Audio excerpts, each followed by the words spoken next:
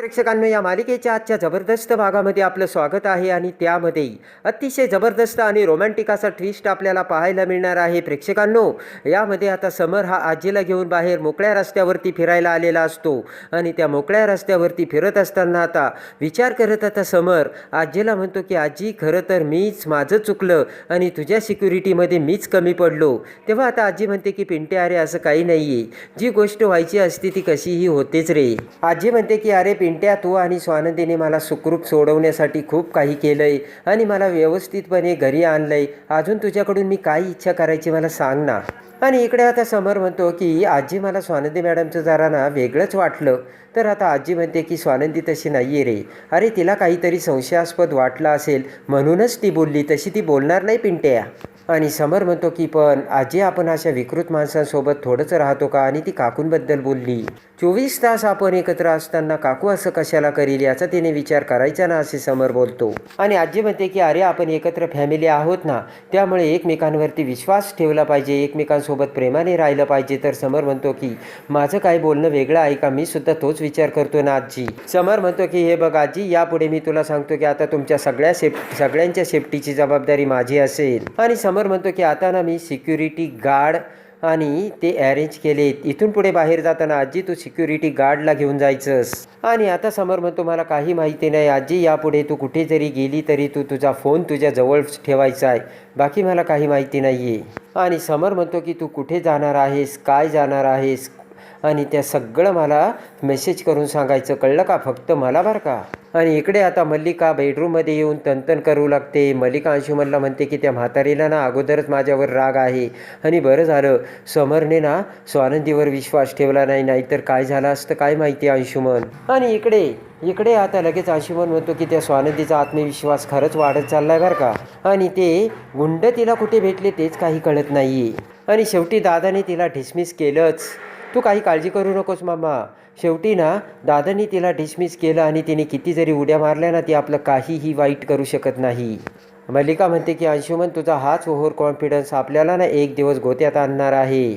आणि स्वानंदीने आज सगळ्यांच्या समोर मला व्हिलन बनवलं आणि तिचा डाव मी कसाबसा हाणून पाडला. आणि दरवेळेस मल्लिका म्हणते की हे शक्य होणार नाही बरं का. तर अंशुमन म्हणतो का नाही होणार मम्मा, काही जरी झालं तरी दादाचा तुझ्यावर विश्वास आहे. आणि मल्लिका म्हणते की त्याचा माझ्यावर विश्वास आहे, तो कायम राहणार, पण माझं म्हणजे कंट्रोल नाही आहे त्यावर. आणि मल्लिका म्हणते की आत्तापर्यंत समर माझ्या कंट्रोलमध्ये असायचा, पण आता तो सगळं स्वानंदीचं ऐकतो. आणि मल्लिका म्हणते तो स्वानंदीच्या कंट्रोलमध्ये असतो आणि तो स्वानंदीच्या प्रेमामध्ये पार बुडाला आहे. आणि लगेच आता मल्लिका म्हणते की आपल्याला ना जास्त हे करून चालणार नाही का, आपल्याला ना काळजी घ्यावी लागेल बरं का, आणि त्या स्वानंदीपासून आपल्याला सावध राहायला हवं. तर अंशुमन म्हणतो की म्हणजे आपण स्वानंदीला घाबरायचं आहे. आणि मल्लिका म्हणते की तुला काय वाटलं अंशुमन, त्या स्वानंदीला मी काय सोडणार का? तिला ना तिने जे काही केलं त्याची शिक्षा तिला मिळणारच. आणि आता इकडे अनाथ आश्रमामध्ये आता विठोबा रखुमाईची आषाढी एकादशीमुळे सगळी तयारी चालू असते. तर तेवढ्या त्या अनाथ आश्रमाच्या आजी स्वानंदीला कॉल करतात आणि म्हणतात की स्वानंदी, अगं कशी आहेस, मजेत आहे ना? आणि राजवाडे? तर हसतच स्वानंदी म्हणते आम्ही सगळे मजेत आहोत. तेव्हा आता लगेच आजी म्हणते की इकडे आषाढी एकादशीची तयारी झाली आणि स्वानंदी तुला यायचं आहे बरं का. तर हसतच स्वानंदी म्हणते की हो येणार आहे ना मी. आणि स्वानंदी म्हणते की पण मी काय काय आणू ते सांगा ना. तर आजी म्हणते तू काहीच आणायचं नाही, तू माहेरवाशीन आहेस. स्वानंदी म्हणते की तुम्ही हक्काने मला माहेरवाशीन म्हणतात, तर मला माहेरवाशीन म्हणून हक्काने गोष्टी करायच्यात. आणि स्वानंदी म्हणते की मी ना फराळाची सगळी जबाबदारी घेते बरं का. तर आता आजी म्हणते की बरं आण, तुला फराळ आणायचं ना आण. आणि आजी म्हणते की मग समर सरांना सुद्धा खास आमंत्रण आहे बरं का, त्यांना सुद्धा घेऊन ये. आणि आजी म्हणते की फुगड्या खेळायच्या ना. तर स्वानंदी म्हणते की नको मला ना चक्कर येते आणि त्या तुम्हीच खेळा. आणि इकडे आता मल्लिका बेडरूममध्ये विचार करत बसलेली असते आणि तेवढ्यात आता अंशुमन आणि सुस्मिता तिथे येतात. तर आता अंशुमन म्हणतो मॉम, मल्लिकाचं लक्ष नसतं. अंशुमन म्हणतो की कसला विचार करतेस मॉम? तेव्हा आता मल्लिका म्हणते की त्या स्वानंदीचा विचार करते.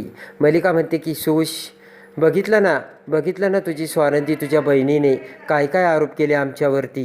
तर आता सुस्मिता म्हणते मोमीनला तुमचं अगदी बरोबर आहे. आणि सुस्मिता म्हणते की बघा ना, मला सुद्धा तिचा राग आला, ती माझी ताई असून सुद्धा मला ती किती इरिटेट करते. आणि मल्लिका म्हणते की बघितलं का, ती सुद्धा तुझ्याशी कसं वागते आणि तू सुद्धा तिच्याशी तसं वाग ना जसं ती वागते तसं. आणि सुस्मिता म्हणते की जर मी काही करायला गेले तर मीच तोंडावर पडते. तर मल्लिका म्हणते एक काम कर ना, तू तुझं डोकं वापरसूस आणि तू विचार कर आणि मग तुला विचार केल्यानंतर कळेल तुझ्या ताईला ना तू कसं तोंडावर पाडू शकतेस. सुस्मिता म्हणते की मोमीनला तुम्ही बरोबर बोलताय आणि मला काहीतरी केलं पाहिजे आणि डोकं चालवलं पाहिजे. सुस्मिता आता विचार करू लागते. तर अंशुमन म्हणतो की स्वीट आता तूच काहीतरी करू शकतेस. आणि इकडे आता सुस्मिता म्हणते की ताईला ना खूप उंच गेल्यानंतर चक्कर येते आणि घाबरल्यासारखं होतं आणि तिला गोलगोल जर फिरवलं तर तिला अतिशय चक्कर येऊन डोळे पांढरे करते आणि मग मी जर तिच्यासोबत फुगडी खेळले तर तिला ना मी पाडू शकते तोंडावरती. तर आता मल्लिका अंशुमन डोक्याला हात लावतात. तर मल्लिका म्हणते की प्लान छान आहे तुझा सुश, पण हे लहान मुलांचा खेळ आहे, तू ना दुसरी काहीतरी डोकं चालव. इकडे आता स्वानंदी बेडरूममध्ये बसलेली असताना समर तिथे येतो आणि स्वानंदीकडे बघत आता समर म्हणतो स्वानंदी मॅडम.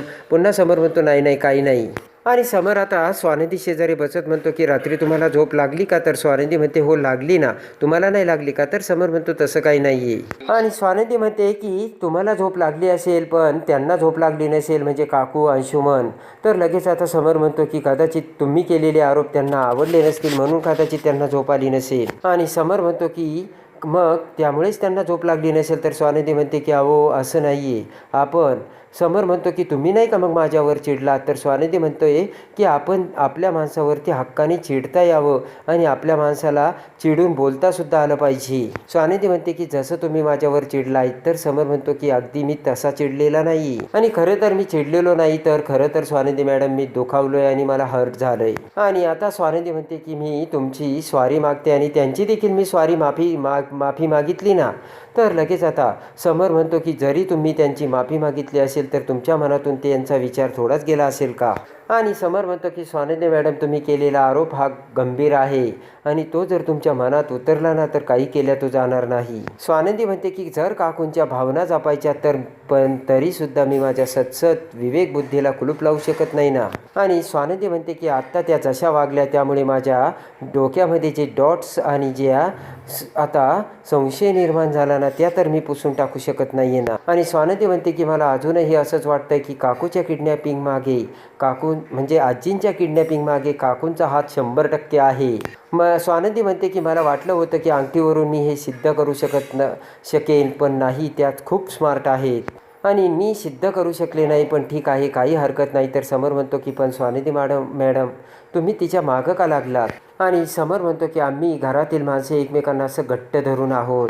आणि स्वानंदी म्हणते की माझ्या मनात विचार येतोय की काकू दोषी असतील, या विचाराने सुद्धा तुमच्या मनात धास्ती येऊ शकते. समर म्हणतो तसं नाही, जेव्हा कुटुंबातील माणसं एकमेकांवरती आता आरोप करतात ना तेव्हा सगळ्यात जास्त त्रास मला होतो. आणि स्वानंदी म्हणते की काही जरी झालं तरी सत्य हे शेवट कडूच असतं ना. तर आता स्वानंदी म्हणते की तुम्हाला असं पटणार देखील नाही. आणि स्वानंदी म्हणते की पण मी तुम्हाला शब्द देते की एक दिवस तुम्हाला माझं हे नक्की पटेल. आणि समर म्हणतो की म्हणजे स्वानंदी मॅडम तुम्ही तुमचा हट्ट सोडणार नाही? तर स्वानंदी म्हणते की नाही सोडणार, कारण जर मी माझा हट्ट सोडला तर पुढे जे घडेल ते खूप महाभयंकर घडेल. आणि स्वानंदी म्हणते की काही गोष्टींवरती आपलं कंट्रोल नसेल पण कुणीतरी हे मुद्दाम करत असतील तर आपल्याला त्या गोष्टीवरती कंट्रोल असायला हवा.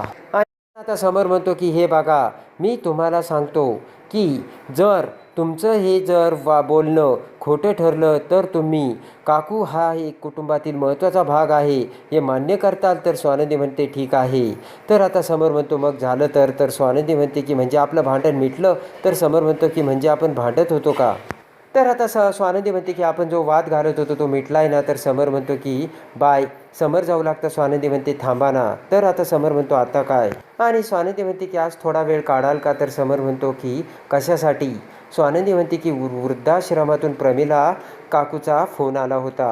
स्वानंदी म्हणते की आश्रमामध्ये सगळेजण मिळून आषाढी एकादशी साजरी करणार आहे. आणि त्यानंतर आता स्वानंदी म्हणते की आपल्याला ना तुम्हाला सुद्धा आग्रह करून आषाढी एकादशी एकत्र साजरी करायला बोलावलंय. तर समर म्हणतो की जाऊया ना स्वानंदी मॅडम. आणि समर जाऊ लागताच आता स्वानंदी म्हणते की थांबा. आणि स्वानंदी म्हणते की एक बोलायचं होतं. समर म्हणतो बोला ना. तर स्वानंदी म्हणते की आय लव्ह यू. आणि ते ऐकून आता समर जाम खुश होतो आणि प्रेमाने इकडे आता समर हा हसत तेथून जाऊ लागतो. तर स्वानंदी समरकडे बघत खुश होती. इकडे आता आषाढी एकादशी निमित्त आता इकडे अनाथ आश्रमात आता विठोबा रुक्माईची जय्यत तयारी केलेली असते. आणि तिथे भजनाचा सुद्धा कार्यक्रम ठेवलेला असतो. तर तेवढ्यात नऊवारी साडी घालून स्वानंदी तिथे येते आणि विठोबा रुक्माईच्या पाया पडते. आणि आता त्या आषाढी एकादशीमध्ये मल्लिका, सुस्मिता, अंशुमन देखील आलेले असतात आणि सगळेजण आता समर येण्याची वाट बघत असतात. तर आता लगेच सगळेजण स्वानंदीला म्हणतात, कुठे आमचे जावई? तर लगेच इकडे आता समर म्हणतो, मी आलोय. आणि आनंदला घेऊन आता समर तिथे येतो आणि सगळ्यांना नमस्कार करतो. तर सगळे भजनी मंडळ म्हणतात की ओ समरराव, आला तुम्ही, आम्ही सगळेजण तुमचीच वाट बघत होतो. सगळेजण समर येताच खुशी होतात आणि पुन्हा नमस्कार घालून आषाढी एकादशीच्या सगळ्यांना आता ते शुभेच्छा देतात आणि प्रेमाने विठोबा रुक्माई समोर येऊन आता समर हा दर्शन घेतो. आणि त्यानंतर आता सगळेजण आता भजन गाऊ लागतात. तर आता बायका आता फुगडी खेळू लागतात आणि इकडे आता फुगडी खेळत असताना आता मल्लिकाला सुस्मिताचे बोलणे आठवते आणि मल्लिका सुस्मिता जवळ येत म्हणते की आता ना फुगडी खेळ तू तुझ्या बहिणीसोबत आणि तिला तोंडावर पाडण्याची आता तुला चांगला चान्स आला आहे आणि तू करू शकते बरं का. तर आता सुस्मिता म्हणते की तुम्ही खरं बोललात आणि सुस्मिता आता स्वानंदीसोबत फुगडी खेळायला जाते. आता सुस्मिता ही स्वानंदीसोबत फुगडी खेळत असताना आता अचानक आता स्वानंदीला चक्कर येऊ लागते आणि गोल गोल भिंगून आता अखेर आता सुस्मिता तिचा हात सोडून देते. तर त्याच वेळेस आता स्वानंदी पडू लागते. पण विठोबा रुक्माईच्या कृपेने वाऱ्याच्या वेगाने समर धावून येत आता स्वानंदीला धरतो आणि आता सुस्मिताने हे केल्याचे सत्य समरला कळून आता समर सुस्मिताला कोणती शिक्षा देणार हे बघण्यासाठी आणि या मालिकेच्या डेली अपडेटसाठी आपल्या चॅनलला लाईक करा, सबस्क्राईब करा.